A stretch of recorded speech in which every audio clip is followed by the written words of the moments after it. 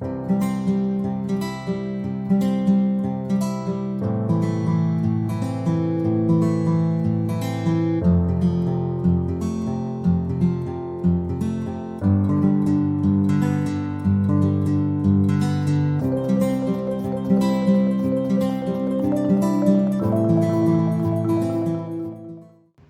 good morning again.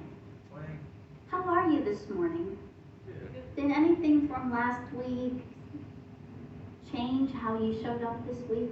Did anything shift or change with you as you practiced that presence of God and the allness of God? That allness in which we have our eachness? Did anybody notice any shift? I see a couple of heads shaking. Thank you. Take time to be in that presence and to practice all of these lessons of this wonderful book, Practical Metaphysics by Eric Butterworth. We begin today with the Divinity of Humanity, just a tiny subject, the Divinity of Humanity. And he begins by quoting Colossians 1:27, Christ in you, your hope of glory. So many times we think of that as the essence of Jesus in us. And yet we're called to remember the evolution of the Christ from that babe Jesus born in Nazareth as he evolved in his consciousness and became aware of the idea that he was more than just that physical body. He became aware of his divinity and became Jesus Christ. And that evolved even further as he lived into the world all of that he was. He became that Christ Jesus. And then finally, that final evolution into the Christ. It's a process of growing and knowing our divinity from the time we're born. And in that process, there's a couple of interesting aspects to me when we speak about this life of Jesus and when we consider it as a metaphor for life. We hear about Jesus being born, and then we hear a story about him pre-teen, staying in the temple and his parents leaving for home after a visit to Jerusalem, only to find out 2 days later that Jesus was still in Jerusalem at the temple. And in that space from his pre-teen, we jump all the way to his adulthood. There's nothing really said about him until he's an adult. And for me, hearing that he was born into this human existence, there was a lot that went on between that pre-teen to that adult. Having raised 3 children, I saw what happened in those years. Those of you who have children, and we've all been teens at one time, so there might have been some times of a little bit of rebellion, a little bit of resistance to, Mary and Joseph and what instructions they had for him, what guidance they had. There might have been a little bit staying out after curfew. You all know about that. I see lots of heads shaking and lots of laughs. A little bit of maybe cutting classes to hang out with friends. All those things that teens do, yet we hear nothing about that. And Jesus was born into a human existence. So I'm supposing, and it soothes me to think that Jesus lived all of those things. He lived all of those growth experiences that we all live. He didn't just show up in his 30s knowing everything. He evolved his consciousness as well. And we hear in Corinthians, when I was a child, I thought as a child, I reacted as a child, I spoke as a child, then I became adult. So Jesus recognized in his life that he was so much more than the physical form. He was a lot more than that. He realized that he in fact was divine. And he continued that evolution to that enlightened Christ. The same Christ potential that was born in that manger in the baby Jesus is born in us. That same potential is in every single one of us. All humans are born divine, with that divinity in us waiting to be expressed. It's possible for all of us. And we had a great discussion on Tuesday in our Zoom class, whether we choose to live that potential or not, and whether we choose to see that potential in others. When we look at others, wherever they are on the evolution of their life, do we see that divinity in all other beings without exception? Do we dare to see that? And when last week we talked about that circumference living out here on the rim of life. When we move from out here into here, we can see our own divinity. We can experience it, and I hope you had just a glimmer of that in meditation, feeling that presence as you. I hope you can feel that. I hope you take time in your weeks to sit and let the world go on without us and to be with that presence. When we move from out here into here, we can live that divinity. We can live the eachness of that allness of God. And I'm compelled to notice that it has nothing to do with any of y'all or any other people. It's about me. This is where we get to be dynamically selfish. This is about us and only us. Every single person here is having their own experience. Everyone is co-creating. But that inner journey is mine and mine alone. And the joys and struggles that I experience are mine to navigate. You may never understand my fears, my struggle with anger, and yet it's part of my life. And you have your own journeys, opportunities to grow. And we know that if we're living life, if we're living and breathing and existing, stuff happens, right? Stuff of life happens. And yet there's lessons to be learned through forgiveness. You learn anything when you forgive somebody? Sometimes we have to go back and forgive ourselves for our judgments.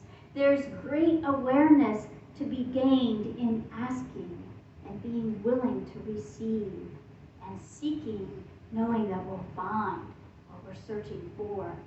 There's great expansion to be had in times of silence when we gift ourselves those moments.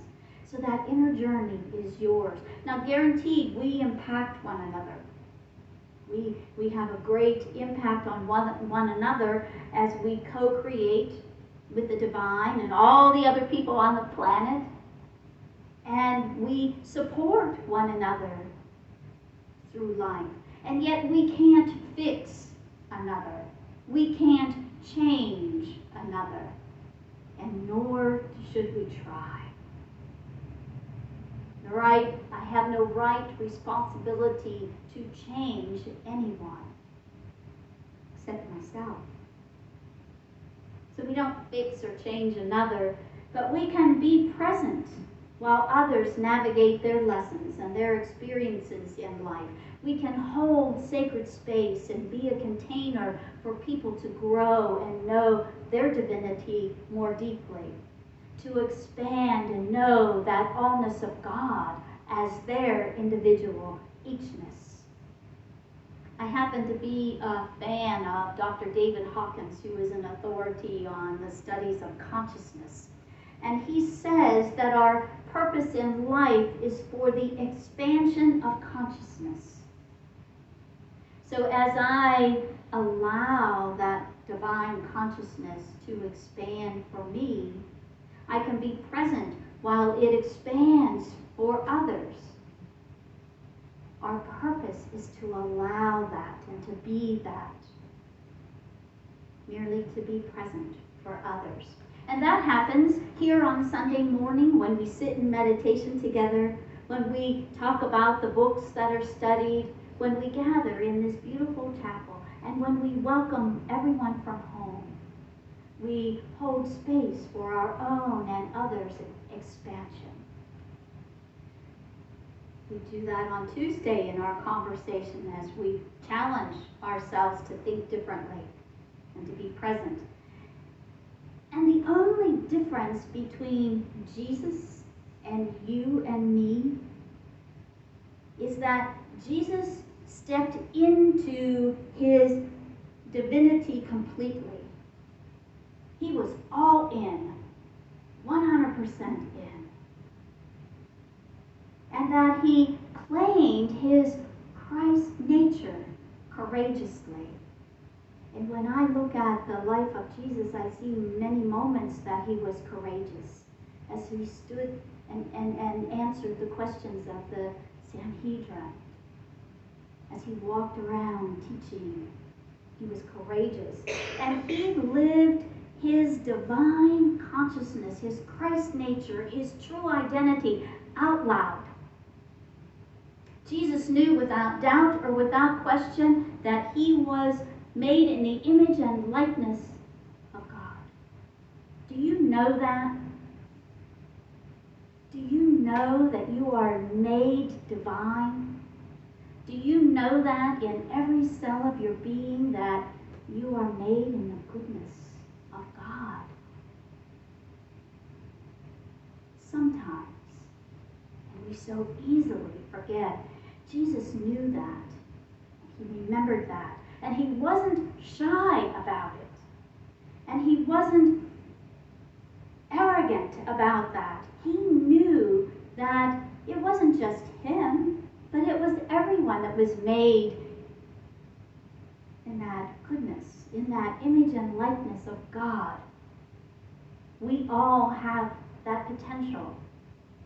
The I am, that great I am. And moving from that circumference living, where sometimes it's messy, but sometimes it's safe. Because when we move within, we get to see ourselves and how we show up sometimes. It doesn't quite look like the I am. But when we move into that inner realm, that's where the transformation happens. That's where we can move from that infant knowledge to that adult way of being our divine selves. It allows us to explore those blocks that get in the way of our human form, our human expression, and all that looks and feels like, and our divinity. Imagine that you can live the fullness of your eachness that is in the allness of God. Take that in. Breathe that into every part of your being. Oh my. Take a breath. That hopefully that overwhelms you. Hopefully that fills you and it takes you to places that you never imagined yourself being. For many of us, to get to our divinity, it calls us to wade through some stuff. Some stuff that we were told about ourselves, some stuff that we agreed to about ourselves. And perhaps if you were raised as I was, to learn that the best I could be was a sinner, it wasn't very encouraging. That no matter how hard I tried or what I did, I would end up, at the end of the day, a sinner. I had to think through that. I had to overcome that. I had to walk through that to something else. To admit and to claim that I was made in the image and likeness of God. What does that mean? Perhaps you heard that you weren't enough. Or for some, maybe that you were too much. Perhaps you heard that you weren't worthy of grace, or that you weren't worthy of all the goodness that life has to offer. But regardless of what you agreed to in the past, regardless of what you heard, regardless of what you adopted as your truth, you can let that go. You can let that all go at any moment. And sometimes it's a process of letting go and letting go and letting go until you arrive at the place that you know, I am. I am.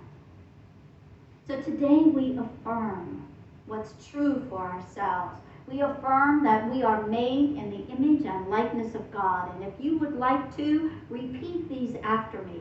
I affirm that I am made in the image and likeness of God. I affirm that I am made in the image and likeness of God. I affirm that I am good. I affirm that I am good. I affirm that I am enough.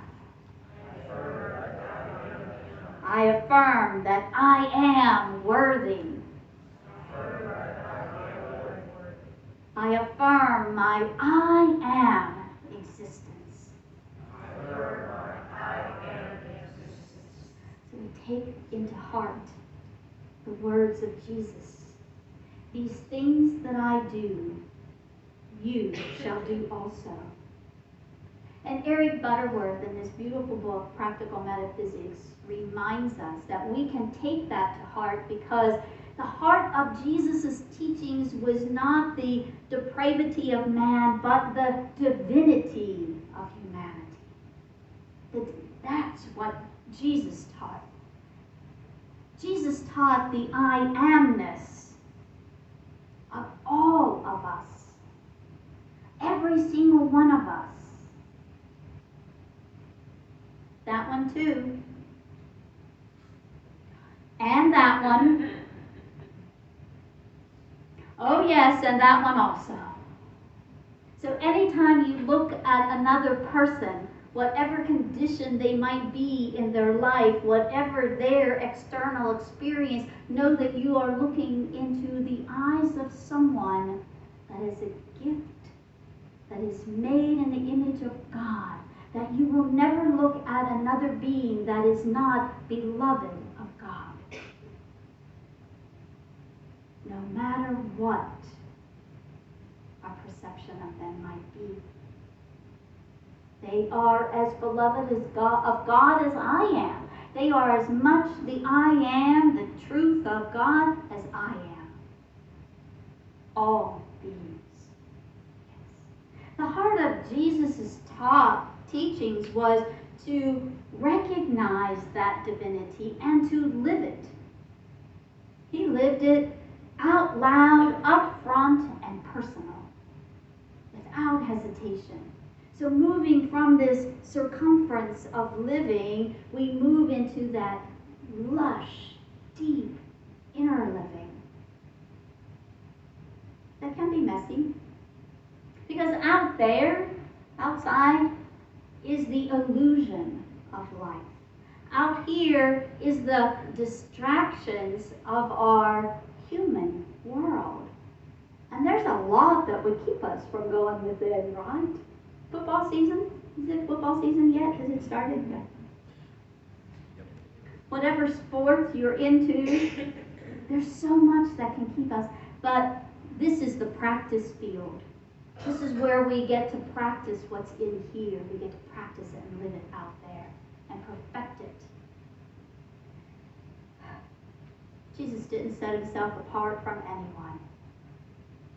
He told the truth about himself, and he told it about everyone. Consider the woman at the well who became his voice to the people of Samaria.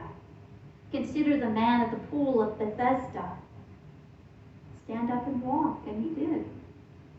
He was integrated with all of that. And Jesus' life teaches us how to recognize our divine potential, how to experience that, and then how to live that potential in the world. He was a perfect example of that. And Eric Butterworth goes to Matthew 5:48, be ye perfect, like your Father in heaven is perfect.